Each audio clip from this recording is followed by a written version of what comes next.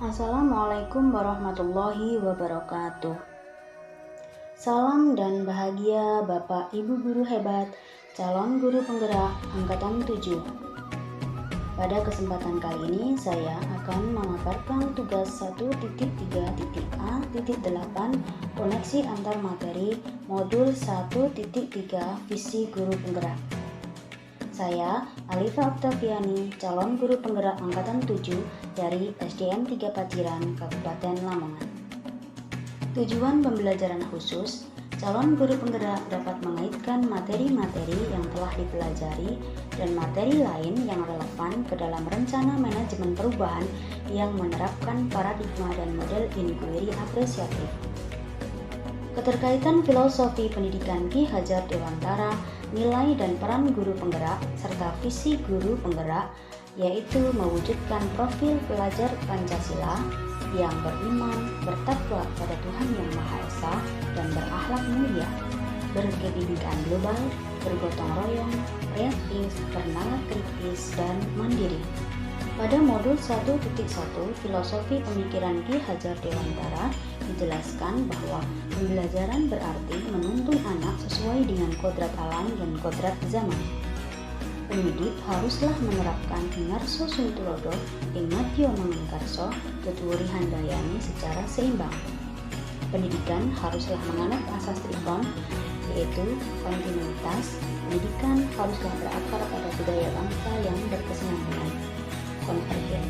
Pendidikan adalah memanusiakan manusia dan konsentris. Pendidikan haruslah menghargai keberagaman. Pada modul 1.2 nilai dan peran guru penggerak. Nilai guru penggerak antara lain berpihak pada murid, mandiri, reflektif, kolaboratif, dan inovatif. Sedangkan peran guru penggerak antara lain menjadi pemimpin pembelajaran, mewujudkan kepemimpinan murid, mendorong kolaborasi, menjadi coach bagi guru lain, dan menggerakkan komunitas praktisi. Pada modul 1.3 visi guru penggerak. Visi guru penggerak adalah representasi visual tentang bagaimana murid kita di masa depan, yakni mewujudkan profil pelajar Pancasila. Dalam menyusun visi, hendaklah berpihak pada murid sebagai landasan segala perubahan dalam pendidikan dengan pola pikir positif melalui pendekatan inquiry apresiatif menggunakan tahapan Bagja. Kesimpulan keterkaitan materi antara modul 1.1, modul 1.2, dan modul 1.3 adalah seorang guru penggerak haruslah mampu memaknai nilai dan peran guru penggerak untuk mewujudkan visi yang disusunnya berdasarkan filosofi pemikiran Ki Hajar Dewantara, yakni berpihak pada murid. Sebuah visi akan tercapai bila terukur, konkret, sistematis, dan terencana. Oleh karena itu, diperlukan pendekatan inquiry apresiatif, yaitu pendekatan berbasis kekuatan dan kolaboratif dengan tahapan Bagja. Visi saya sebagai guru penggerak yaitu terwujudnya peserta didik yang memiliki karakter beriman dan bertakwa kepada Tuhan Yang Maha Esa, cakap, halus budi pekertinya, dan yakin pada kemampuan diri sendiri. Pernyataan prakarsa perubahan yang saya buat yaitu mewujudkan proses pembelajaran dengan memanfaatkan potensi sekolah sebagai sumber belajar yang dapat meningkatkan kreativitas, kemandirian, dan kolaboratif sehingga menumbuhkan rasa syukur kepada Tuhan Yang Maha Esa. Tahapan inquiry apresiatif Bagja.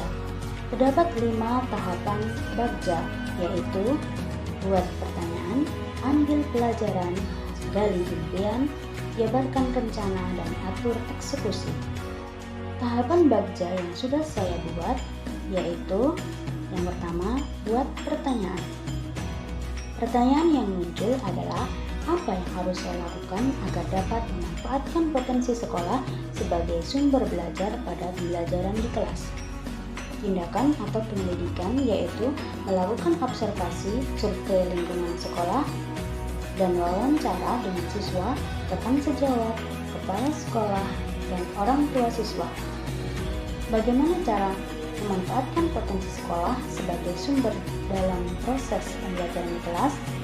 Tindakan atau penyelidikannya yaitu menerapkan pembelajaran yang memanfaatkan potensi sekolah sebagai sumber belajar dengan model yang bervariasi dan berpihak pada murid.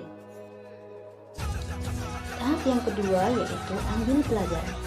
Pertanyaan yang muncul adalah apa saja yang bisa didapat siswa setelah memanfaatkan potensi sekolah sebagai sumber belajar dalam proses pembelajaran di kelas. Tindakan atau penyelidikan yaitu membantu anak dalam memahami konsep yang dipelajari dengan memanfaatkan potensi sekolah sebagai sumber belajar. Apa saja keterampilan yang harus saya kuasai untuk mendukung usaha memanfaatkan potensi sekolah sebagai sumber belajar dalam proses pembelajaran di kelas? Tindakan atau penyelidikan yaitu menentukan pendekatan dan model pembelajaran yang sesuai untuk mendukung usaha memanfaatkan potensi sekolah sebagai sumber belajar dalam proses pembelajaran di kelas. Tahap berikutnya yaitu gali mimpi. Pertanyaan yang muncul adalah apa saja kegiatan yang dapat dilakukan untuk memanfaatkan potensi sekolah sebagai sumber belajar dalam proses pembelajaran di kelas? Tindakan atau penyelidikan yaitu membuat daftar kegiatan baru yang dapat dilakukan untuk memanfaatkan potensi sekolah sebagai sumber belajar dalam proses pembelajaran di kelas, misalnya bikin kelas, market kelas, dan sebagainya. Pertanyaan berikutnya yaitu apa yang harus saya lakukan secara berkelanjutan untuk memanfaatkan potensi sekolah sebagai sumber belajar dalam proses pembelajaran di kelas? Tindakan atau penyelidikan yaitu membuat daftar deskripsi kegiatan-kegiatan yang sudah saya lakukan dalam memanfaatkan potensi sekolah sebagai sumber belajar dalam proses pembelajaran di kelas. Tahap berikutnya yaitu jabarkan rencana. Pertanyaan yang muncul adalah apa langkah yang harus saya lakukan untuk memanfaatkan potensi sekolah sebagai sumber belajar dalam proses pembelajaran di kelas? Tindakan atau penyelidikan yaitu pertama, menyusun strategi yang harus dilakukan untuk dapat memanfaatkan potensi sekolah sebagai sumber belajar dalam proses pembelajaran di kelas. Yang kedua, menyusun langkah untuk mengembangkan pembelajaran yang dapat memanfaatkan potensi sekolah sebagai sumber belajar. Tahap yang terakhir yaitu atur eksekusi. Pertanyaan yang muncul adalah siapa saja yang berperan dalam usaha memanfaatkan potensi sekolah sebagai sumber belajar dalam proses pembelajaran kelas, yaitu semua warga sekolah dan pemangku kepentingan.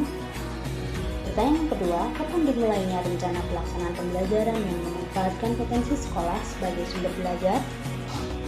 Tindakan atau penyelidikan yaitu setiap waktu selama proses pembelajaran berlangsung dan dilakukan secara berkelanjutan serta berkesinambungan. Dan pertanyaan yang terakhir, bagaimana evaluasi dalam pelaksanaannya dan siapa yang memonitoring?